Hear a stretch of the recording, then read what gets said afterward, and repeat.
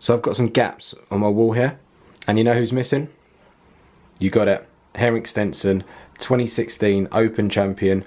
What an incredible final day, what a goal swing. He's going to sit in the corner here next to the Masters champion, Danny Willett. Hi golfers, Nick here from Nick Taylor Golf. It's Wednesday, so welcome to another episode of Golf Talk. This week on Golf Talk, there's only one thing we can talk about, and that is the Open Championship. What an incredible event. Henrik Stenson to win his first major, going out on the final day in the final group to shoot 63 is incredible. And you have to feel sorry for Phil Mickelson as well, because he shot a 65 on the final day and he was only one behind starting the final round. And you would think normally that would be enough to win, but incredible performance by both of the guys. They played unbelievable golf all day, birdies everywhere. I think their better ball score was 57 or something I heard, but incredible. And they were so far ahead. I think third place was 11 shots behind Phil. So they ran away with the event, and it made it an unbelievable final day. I think Jack Nicklaus, I saw in the news this week, he said that it was even better than the Jewel in the Sun, which was 1977 at Turnberry, which is like 40 years ago now, when Jack Nicklaus and Tom Watson went into the final day. I think they shot a 65 and a 66 or something like that. Even he admitted that performance was even better.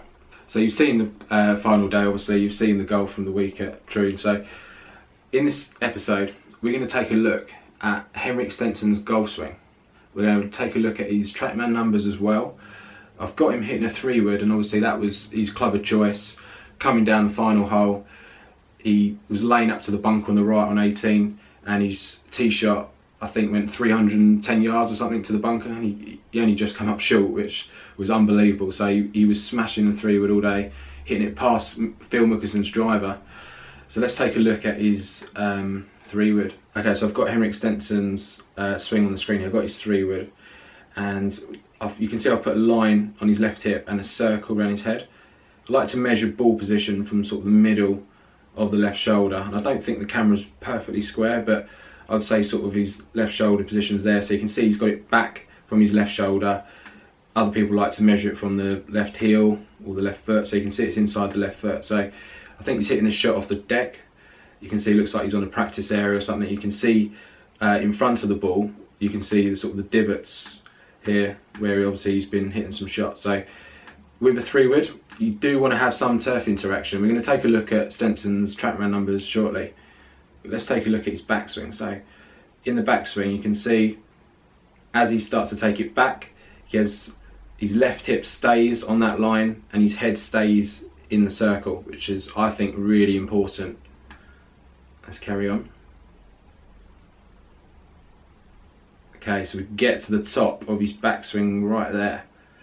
What you can see is his left hip is actually moved slightly closer to the target. His head is pretty much bang in the circle. You can see his cap is slightly tilted like that. So I think that just takes his sort of the edge of his cap outside of the circle, but pretty much a very centered turn. He's kept his weight forward, he's kept a centered turn, and that's one of the things I try and promote in my coaching. I think it's so important that you don't sway too much off the golf ball. You manage to keep the head pretty centered. I think that's quite important. You're swinging this golf club around a centered point, which is like the head. And if you can keep that position there all the way through the backswing and into impact as well, I think that's so key. So I think he gets into a fantastic position at the top there. As he starts down, he begins to create a little bit of lag. If you look at the angle between his left arm and the club, you can see it's less than 90 degrees there. One of the common mistakes I see golfers, as they start down, you'll see more of an angle like that with the club shaft, where you're sort of casting it as you come down, and that will lead to inconsistent strikes and probably a loss of distance as well. Okay, another thing to note at this point, when the left arm's parallel to the ground, you'll notice the head is shifted a tiny bit to the left, but it certainly hasn't moved back.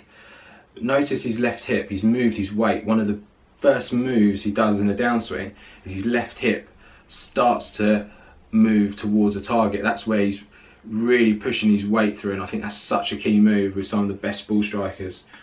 So let's carry on. You can see the lag as he comes down.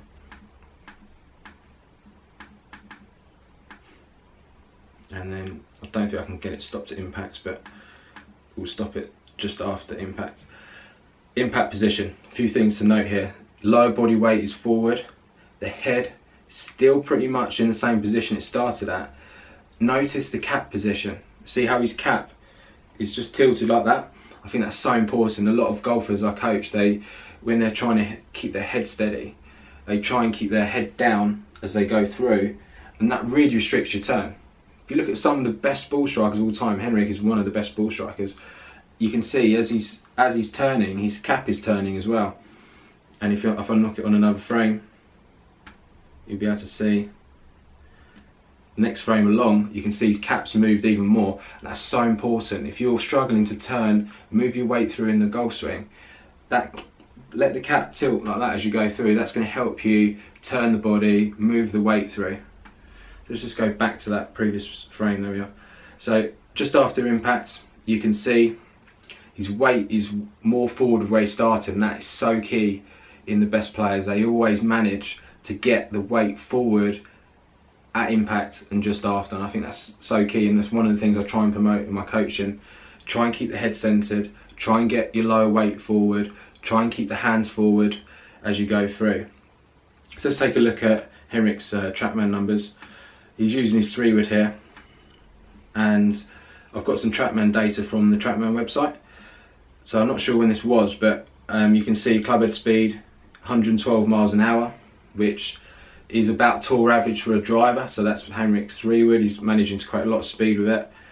If you look at his swing direction, I think that's quite important. His swing direction 0.9 degrees, so he's basically swinging at the target.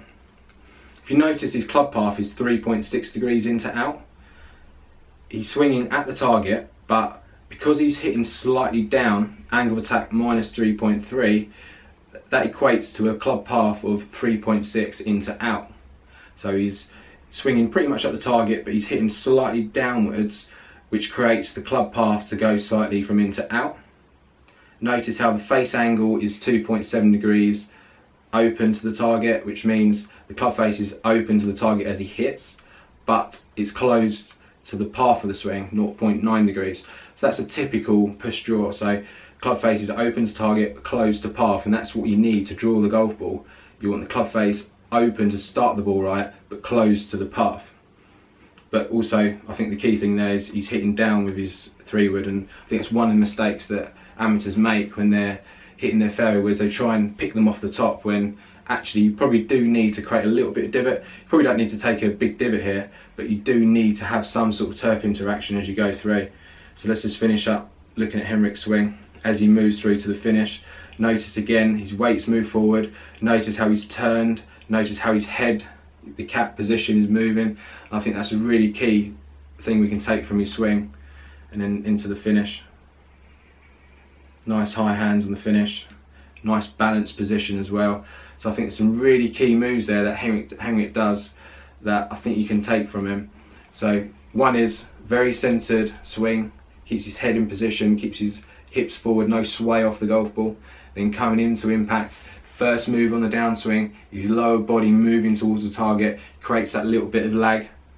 Then as he hits through, you can see his weight's forward, head's in position, the hands are slightly forward as he hits, and he's starting to tilt his cap that way as he hits through, so he's starting to help himself turn into the finish. So great golf swing, great player, fantastic performance on Sunday at Royal Troon, and I think there'll be more to come from him. So whether or not he's going to perform as well at the PGA, we will see. Only time will tell. I think it's only about 3 weeks away now, maybe even less. So golfers, if you've got any comments on that, please post them in the box below. Please give the video, if you like it, please give it a thumbs up. It really helps me.